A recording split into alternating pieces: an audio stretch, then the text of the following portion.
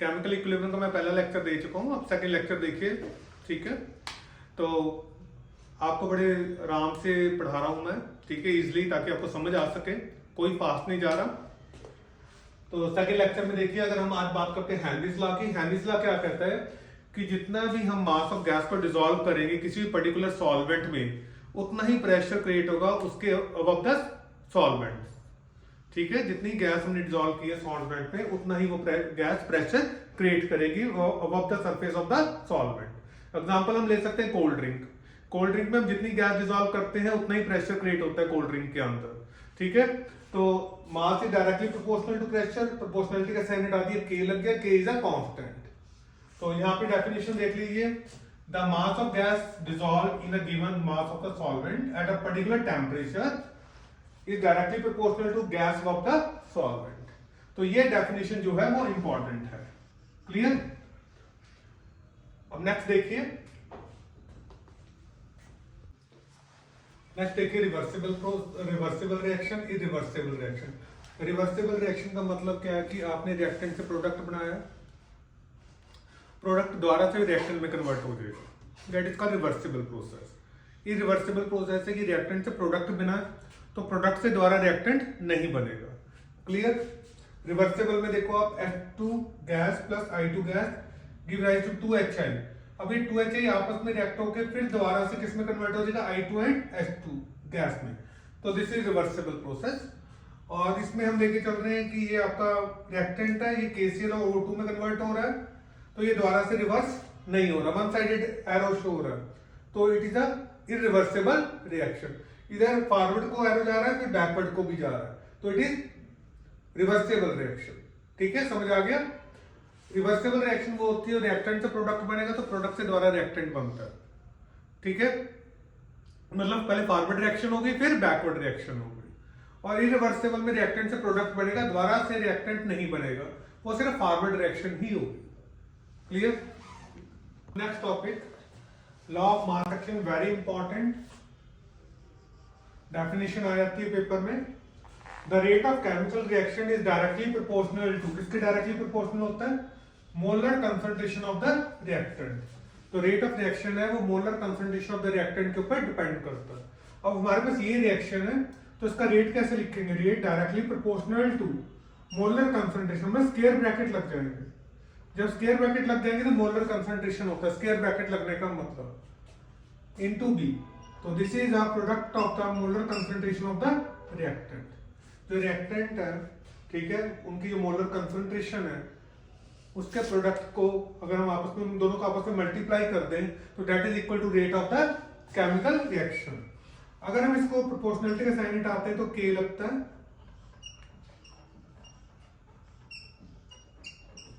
अगर हम प्रोपोर्शनलिटी का साइन हटा रहे हैं तो के लगता है, और के को हम यहाँ पे क्या करते हैं, rate constant, it is rate constant.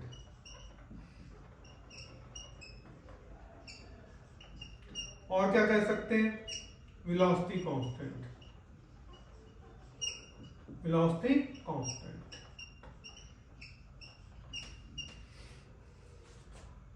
अगर हम मोलर कंसंट्रेशन 1 ले लें,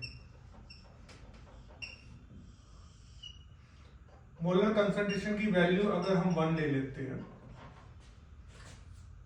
तो रेट हमारा किसके इक्वल आ जाएगा। क्लियर इतनी बात? ठीक है,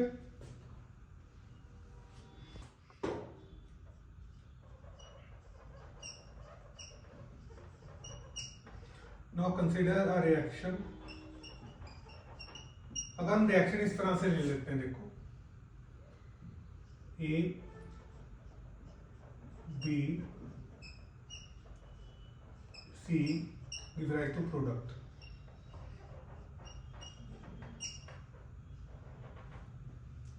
ठीक है, तो रेट क्या होगा, रेट इक्वल टू के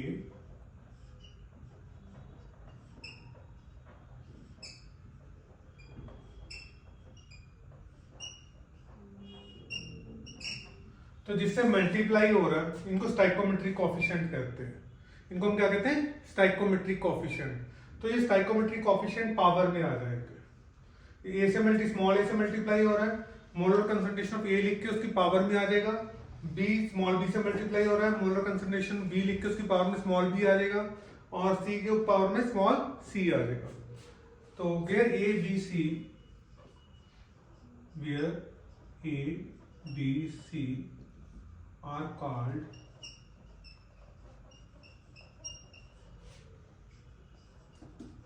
टाइकोमेट्रिक।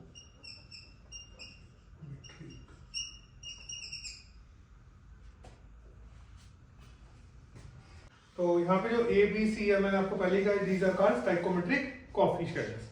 क्लियर? अब मैं आपको नेक्स्ट टॉपिक करवाता हूँ। टॉपिक, अब हमने इक्विलिब्रियम कांस्टेंट का फार्मूला बनाना है। तो ये हमने रिएक्शन लिख लिया simple, a plus B give rise to X plus Y. तो फॉरवर्ड रिएक्शन अगर हम इसमें से निकालते हैं, forward reaction a plus B give rise to X plus Y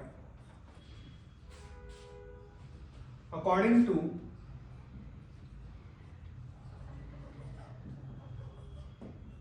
law of mass action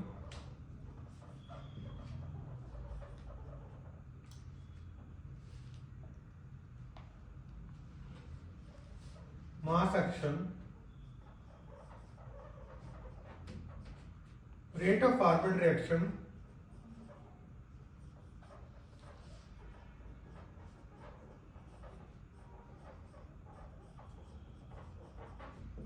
equal to K, small K इस तरह से भी लिख सकते हैं, K F concentration of A into concentration of B.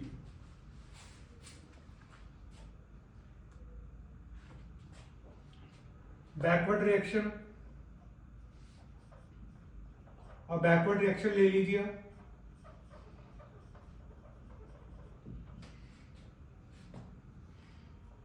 X plus Y. अब X plus Y से A plus B बनेगा, तो रेट ऑफ बैकवर्ड रिएक्शन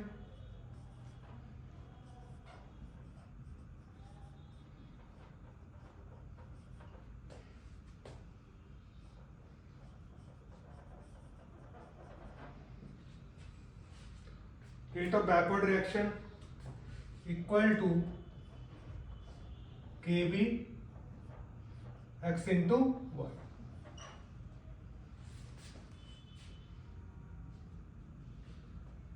देखिए,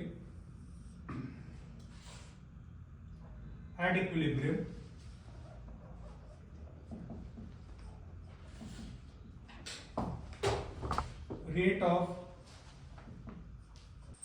rate of forward reaction equal to rate of backward reaction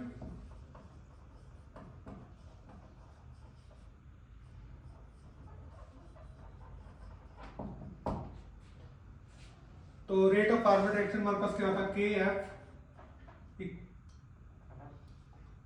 concentration of A B equal to K backward concentration of X into concentration of Y. तो K F upon K B equal to concentration of X into concentration of y divided by concentration of A into concentration of B। तो ये हमारा K आ गया।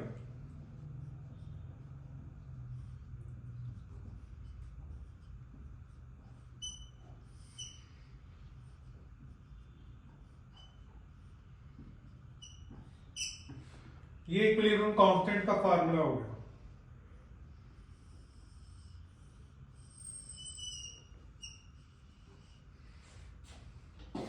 This is formula of equilibrium constant.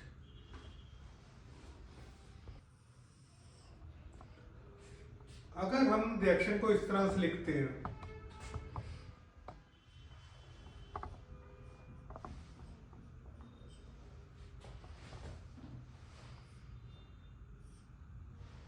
Reaction इस तरह से आती है, तो इक्विलिब्रियम कांस्टेंट हम कैसे लिखेंगे? तो इक्विलिब्रियम कांस्टेंट कैसे लिखेंगे, के एक्स जो मल्टीप्लाई है स्टोइकोमेट्रिक कोएफिशिएंट वो पावर में आ जाएगा।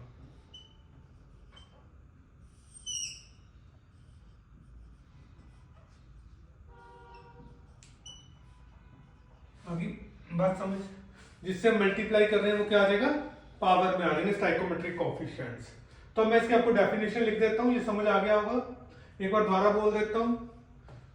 हमने इक्विलिब्रियम कांस्टेंट निकालने एक रिएक्शन कंसीडर की हमने, उसमें से हमने फॉरवर्ड रिएक्शन निकाल ली a plus B X plus Y. According to law of mass action जो रेट ऑफ फॉरवर्ड रिएक्शन है that is equal to kf concentration of a into concentration of b। Backward reaction में क्या है, x plus Y give rise to a plus b। तो rate of backward reaction equal to kb concentration of x into concentration of y। तो at equilibrium ये हम ये मान के चलेंगे जितना रेट ऑफ फॉरवर्ड रिएक्शन है उतना ही रेट ऑफ बैकवर्ड रिएक्शन है। तो at forward equal to rate of backward reaction, दोनों को इक्वल कर दीजिए। यहां से k आ गया।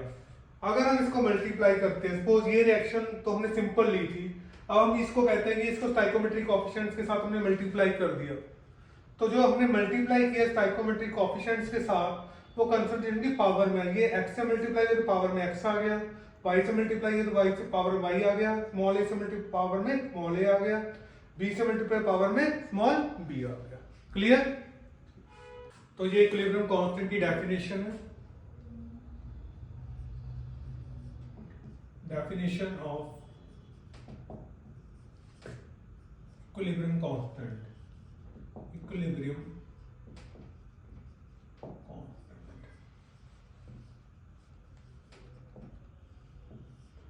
जो हमने फार्मूला ड्राइव किया था उसके अकॉर्डिंगली ही डेफिनेशन है। It is defined as the ratio between the product of molar concentration of the reactant. जो प्रोडक्ट साइड है उनकी जो उनको आपको टॉप पर लिखना है, और जो आपके क्या कहते हैं रिएक्टेंट है उनको आपको नीचे की तरफ लिखना है। ठीक है? With each concentration term to the power equal to stoichiometric, मतलब जिनसे मल्टीप्लाई हो रहा है स्टोइकोमेट्रिक कोएफिशिएंट से वो पावर में आ जाएंगे। अगर यही हम गैसेस की बात करते हैं, गैसेस रिएक्शन की बात करते हैं, तो कंसंट्रेशन गैसेस को हम पार्शियल प्रेशर में एक्सप्रेस करेंगे। तो पार्शियल प्रेशर में एक्सप्रेस करेंगे तो लिखेंगे कैसे, वहां Kc था या Kp, K बड़ा ही आएगा यहाँ पे, Kp equal to partial pressure x, concentration का साइन हमें कोई नहीं लगाना, y partial pressure of A partial pressure of B, ये x ये y, partial pressure of x raised power x, partial pressure of y raised power y, partial pressure of A raised power a, partial pressure of B raised power b, where px py pa pb are partial pressures, are partial pressures of x, y, a and b। तो जहां जहां हम concentration square bracket लगा रहे थे, ठीक है, वहां पे स्क्वायर ब्रैकेट ना लगा के अब हमने सिंपल ब्रैकेट लगाने हैं और साथ में पी लिखना है। इसका पार्शियल प्रेशर, गैस की बात करें, गैस इसका इक्विलिब्रियम कांस्टेंट निकाल रहे हैं जो पार्शियल प्रेशर की फॉर्म में आएगा। Clear? Next topic relation between KP and KC, very very important. ये एग्जाम में टेस्ट जो भी है उसमें आते ही आता है। प्रूफ देखिए इसका, इसको ड्राइव करना आ जाता है। तो एक रिएक्शन लिखेंगे अब A plus B B to C C plus B. तो अगर हम कंसंट्रेशन की बात करें तो इसकी कंसंट्रेशन कैसे लिखेंगे, C raised power C, D raised power D. Equilibrium constant जो हम लिख रहे हैं वो इसी तरह से लिखेंगे।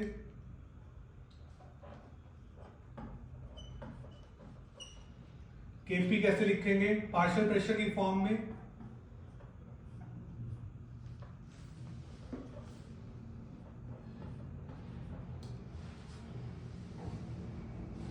थोड़ा सा ऐसे नीचे करके लिख लो इसको, कैपिटल पी नहीं लिखते।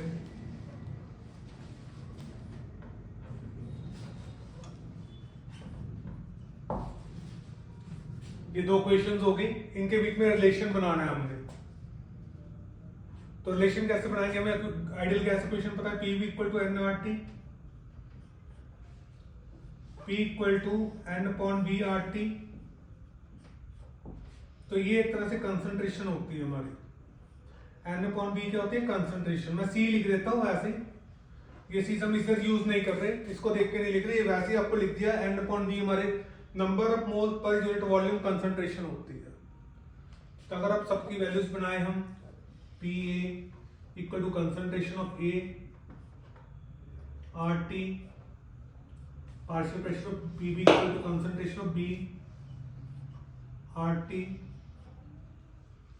partial pressure of C equal to concentration of C RT, partial pressure of D equal to concentration of D RT.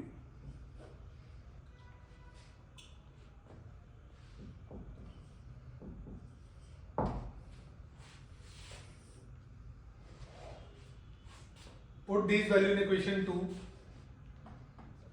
Put these value in equation 2. We have Kp equal to partial pressure of C, concentration of C RT,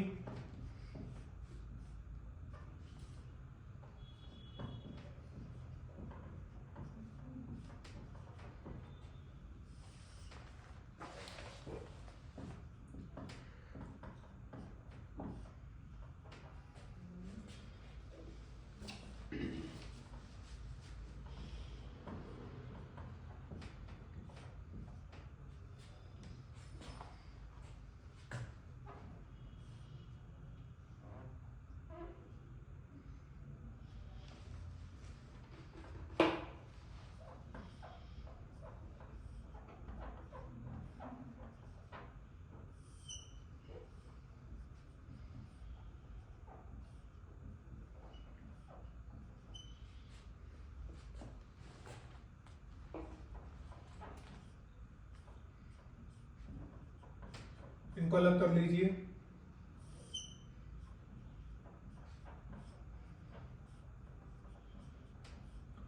ठीक है, अलग कर लिए in terms को। अब इसको हम केसी लिख सकते हैं क्योंकि ये केसी के इक्वल है, तो हम इसको केसी लिखते हैं।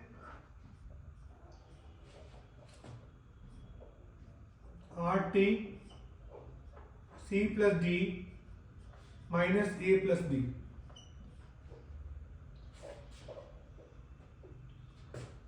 तो Kp equal to K C R T, इसको हम डेल्टा एन जी लिखेंगे, where delta N G equal to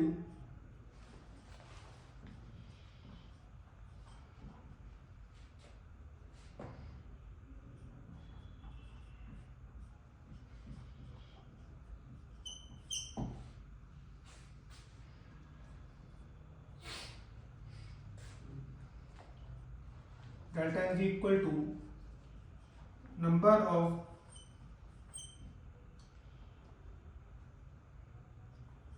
gaseous moles of product minus number of moles of gaseous product of reactant।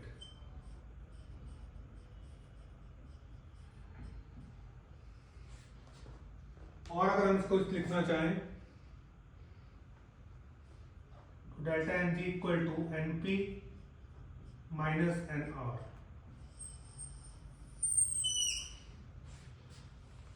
ठीक है, समझ आ गया होगा आपको? समझ आ रहा है तो सब्सक्राइब कीजिए। तो ये हमने रिएक्शन लिखी है, ठीक है। यहां से हम केसी लिख रहे हैं, concentration C raise power C, concentration D raise power D, this KP लिख लिया। आइडियल गैस इक्वेशन पता है, P V equal to N R T, N upon V हमारा क्या होता है, कंसंट्रेशन होता है। तो P equal to concentration of A R T B C D, B concentration B R T, concentration C C R T, concentration D D R T. तो values put कर लीजिए इनकी सबकी। कंसिडर CH4CD ARTC प्लस, तो C plus D minus A plus B, तो ये delta Ng हो गया। क्या हो गया? Delta Ng। तो डेल्टा Ng क्या होता है? Number of gases moles of product minus number of gases moles of reactant, NP minus NR। तो हमने ये प्रूव करना था, तो ये हमने प्रूव कर दिया। ठीक है, बाकी मैं नेक्स्ट लेक्चर में समझाऊंगा आपको। इसको गैसेस रिएक्टेंट लिखना था, यहाँ थोड़ा सा मिस्टेक गलती से लिखे, लिखते हुए गलती हो जाती है। Number of gases moles of product minus number of moles of gases reactant, एक ही बात है। क्लियर?